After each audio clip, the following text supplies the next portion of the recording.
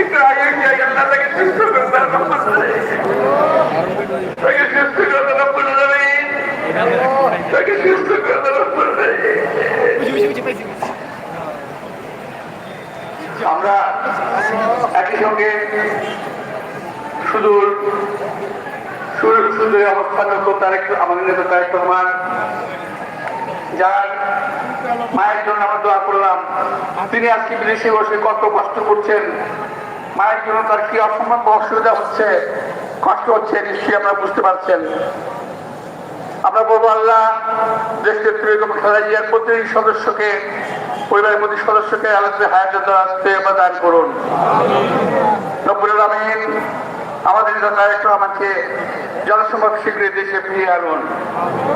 আল্লাহ বলেছে, আমরা বলবো রব্বুল আলামিন তুমি পারো না এমন কিছু নাই মালিক, আমাদের কোনো কিছু যাওয়ার জায়গাও নাই, তুমি আল্লাহ ছাড়া কারো কাছে কিছু যাওয়ার জায়গা নাই।